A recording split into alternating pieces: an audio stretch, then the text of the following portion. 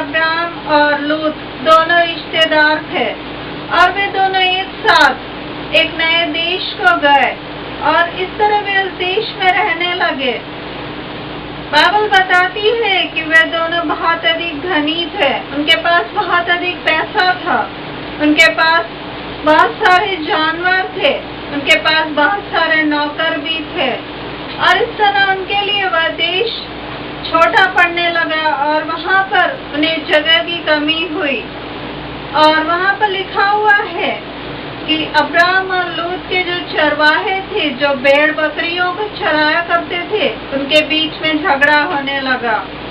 जब अब्राम को पता चला तो उसने लूत से कहा कि हम भाई बंधु हैं, हमारे बीच में झगड़ा हो ये अच्छा नहीं है, इसलिए हम अलग हो जाते हैं। उसने कहा कि यदि तू दाहिनी ओर जाए तो मैं बाईं ओर जाऊंगा और यदि तू बाईं ओर जाए तो मैं दाहिनी ओर जाऊंगा।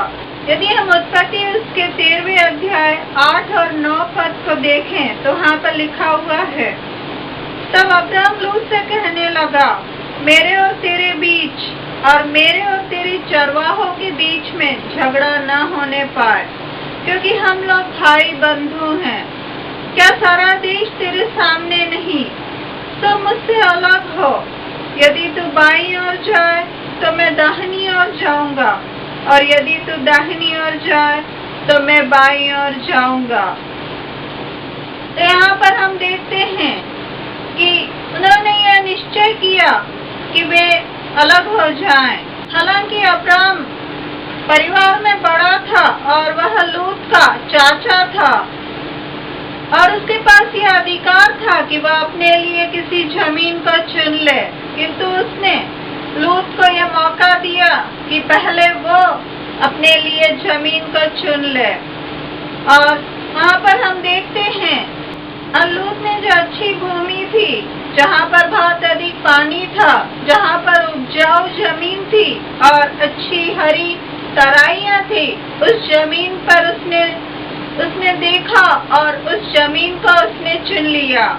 और बाइबल बताती है कि उसने अपने लिए स्वयं उस जमीन को चुना।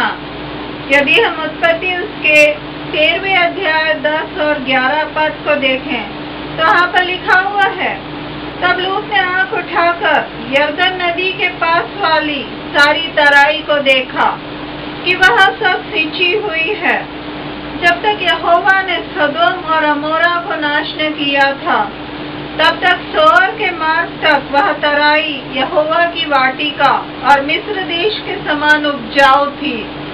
तो लूत अपने लिए यरदन की सारी तराई को चुन के पूर्व की ओर चला और वे एक दूसरे से अलग हो गए।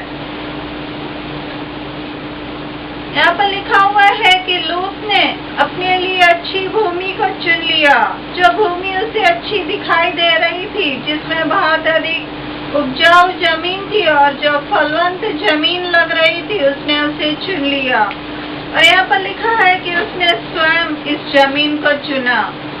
उसने परमेश्वर की चिंता नहीं की। उसने यह नहीं सोचा कि मैं परमेश्वर से पता करूं कि कौन सी जमीन मुझे चुननी है। नहीं, उसने स्वयं इस जमीन को चुन लिया। कई बार हमारे जीवन में भी ऐसा होता है कि हम अच्छी चीजें जो हमें अच्छी दिखाई देती है उसे हम चुन लेते हैं, और यह जरूरी नहीं है कि जो अच्छी दिखने वाली चीज सचमुच में अच्छी हो। और हम यहाँ पर पाते हैं किंतु परमेश्वर ने स्वयं अब्राम के लिए जमीन को चुना। यदि हम उत्पत्ति उसके 13वां अध्याय और 14 और 15 पद को देखें तो वहाँ पर लिखा हुआ है, जब लूत अब्राम से अलग हो गया तब उसके पश्चात यहोवा ने अब्राम से कहा, आँख उठाकर जिस स्थान पर तू है वहाँ से उत्तर दक्षिण पूर्व पश्चिम चारों ओर दृष्टि कर, क्योंकि जितनी भूमि तुझे दिखाई देती है उस सब को मैं तुझे और तेरे वंश को युग युग के लिए दूंगा। यहाँ पर बाइबल बताती है कि अब्राम के लिए परमेश्वर ने स्वयं जमीन को चुना और परमेश्वर ने उसे वह जमीन दी। तो यहाँ पर हम बहुत बड़े भिन्नता को देखते हैं दोनों की जिंदगी में। लूत ने अच्छी भूमि जो अच्छी दिखाई दे रही थी उसे चुना और उसने स्वयं अपनी इच्छा के अनुसार चुना, किंतु अब्राहम ने परमेश्वर की इच्छा के अनुसार जो परमेश्वर ने उसके लिए चुना उसे लिया। और यही कारण है कि अब्राहम के जीवन में आशीष आई और उसके जीवन में सारी उत्तम आशीषें आई, क्योंकि परमेश्वर ने उसके लिए जमीन को चुना। किंतु हम पाते हैं लूत के जीवन में आगे चलकर जो चीजें अच्छी लग रही थी वही उसके लिए दुख और परेशानी का कारण बन गई। बाइबल बताती है कि पहले लोगों ने वहां पर चढ़ाई की और लूत और उसके परिवार को और उसकी संपत्ति को लूट लिया और वे उसे बंधुआई में लेकर गए। इस तरह वह बंधुआई में गया और उसके बाद आगे हम पाते हैं कि लूत ने अपने तंबू को सदोम और अमोरा तक फैलाया। और बाइबल बताती है कि सदोम और अमोरा के लोग बहुत ही अधिक दुष्ट थे, परमेश्वर की नजर में बहुत ही अधिक दुष्ट और पापी थे। तो लूत ने दुष्ट लोगों के बीच में अपने तंबू को फैलाया और इस तरह वह उसके लिए दुख का कारण बना। आगे बाइबल बताती है कि जब परमेश्वर ने देखा कि सदोम और अमोरा का पाप बहुत अधिक बढ़ गया है, तो परमेश्वर ने उसे नष्ट करने का सोचा और परमेश्वर ने आकाश में से आग भेजी और इस तरह परमेश्वर ने सदोम और अमोरा को नष्ट कर दिया। और इस कारण लूत ने अपनी संपत्ति, अपने घर, अपने धन और सब को खोया और उसे उस जगह से भाग जाना पड़ा। और इतना ही नहीं, उसने अपनी पत्नी को भी वहां पर खो दिया। तो इस तरह हम देखते हैं कि लूत के जीवन में बहुत ही अधिक दुख आया इस जमीन को खुद चुनने के कारण और अपनी इच्छा के अनुसार सब कुछ करने के कारण।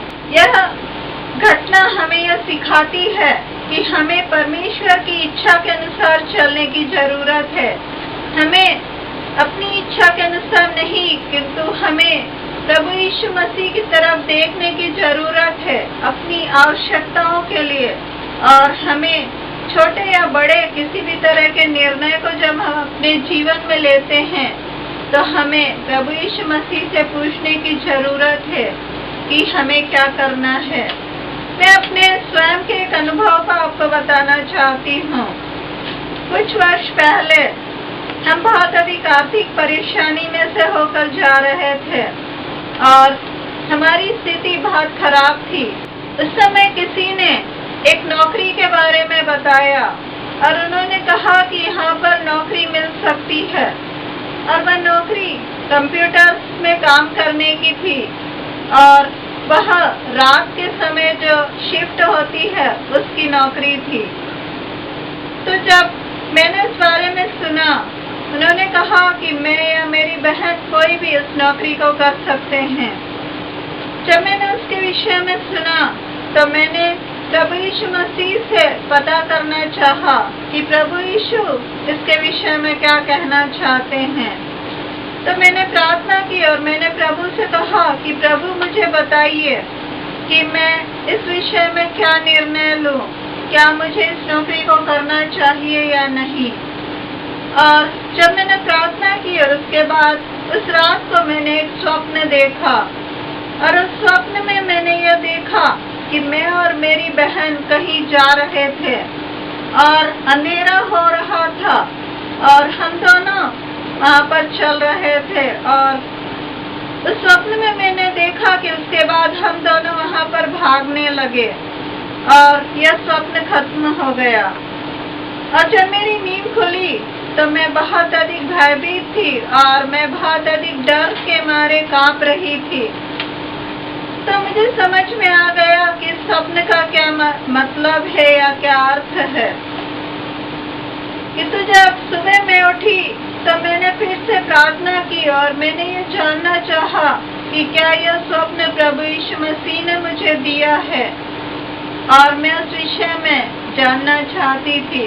तो मैंने प्रार्थना की, तो प्रभु ने कहा कि तुम्हें इस नौकरी को करने की जरूरत नहीं है। तो मुझे समझ में आ गया कि प्रभु की इच्छा नहीं है कि मैं उस नौकरी को करूं। तो इस तरह हमने यह निर्णय लिया कि हम उस नौकरी को करने नहीं जाएंगे। हालांकि हमें पैसों की बहुत जरूरत थी, और जब आप परेशानी में हो, जब आप समस्या में हो, तो गलती करना बहुत आसान है, और हमारे सामने भी वही स्थिति थी। किंतु मैंने प्रार्थना की और प्रभु की इच्छा को जाना, इसलिए मैं उस नौकरी को करने नहीं गई। हम प्रभु यीशु मसीह के पास आकर प्रभु यीशु मसीह की इच्छा को अपने जीवन में जान सकते हैं। जिस तरह अब्राहम ने परमेश्वर की इच्छा के अनुसार किया, उस तरह हम भी प्रभु यीशु मसीह की इच्छा के अनुसार हर चीज को कर सकते हैं। हमें अपने जीवन में चाहे छोटे या बड़े निर्णय को लेना हो, तो हमें प्रभु से पूछना चाहिए, क्योंकि इस तरह करने के द्वारा हम बहुत सारी परेशानियों, बहुत सारे दुखों से बच सकते हैं। प्रार्थना करने का मतलब यह नहीं कि हम एक कमरे में चले जाएं और घुटने टेकें और फिर वहां पर प्रार्थना करें। नहीं, आप किसी भी समय प्रार्थना कर सकते हैं।